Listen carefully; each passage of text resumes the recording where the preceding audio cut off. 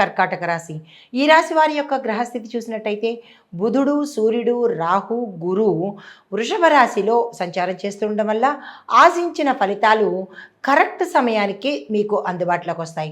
శుక్రుడు మేషరాశిలో సంచారం చేస్తూ ఉండడం వల్ల అధికార సంబంధిత కార్యక్రమాలలో అభివృద్ధి డెవలప్మెంట్ కనబడుతుంది.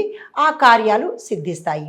తర్వాత శని కుంభరాశిలో వక్రగతిలో సంచారం చేస్తూ ఉండడం వల్ల ఆత్మస్థైర్యం లోపిస్తుంది. నేను చెయ్యలేను అని డిప్రెషన్కి వెళ్ళే అవకాశం కనబడుతోంది. ఊహించని ఆందోళనలు వచ్చే అవకాశము, హఠాత్ పరిణామాలు చోటు చేసుకునే అవకాశం కనబడుతోంది. కుజుడు సింహరాశిలో చేయడం వల్ల, సంచారం చేస్తుండడం వల్ల మీకు ఏదైనా వ్యవహారాలు చేసేటప్పుడు చాలా జాగ్రత్తలు తీసుకోవాల్సిన పరిస్థితి కనబడుతోంది.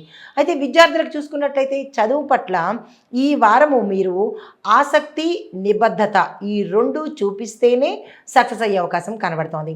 టెక్నికల్ విద్య, మెడికల్ విద్యార్థులకు ఇది చాలా చక్కని అనువైన సమయము. మీరు ఏ ప్రయత్నాలు చేసినా సక్సెస్ అవుతారు.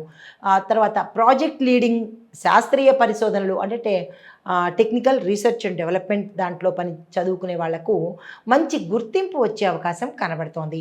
తర్వాత ఫారెన్ అడ్మిషన్స్కి ఇది ఎదురు చూసే వాళ్ళకి ఇది మంచి సమయము. మీరు ఆ ప్రయత్నాలు తప్పనిసరిగా చేసుకోండి. ఉద్యోగస్తులకు చూసుకున్నట్టయితే ఉద్యోగపరంగా మీకు ఒక గ్రోత్ అనేది కనబడుతుంది. ఆ గ్రోత్ కూడా స్టాండర్డ్ అయిన గ్రోత్ కనబడుతోంది.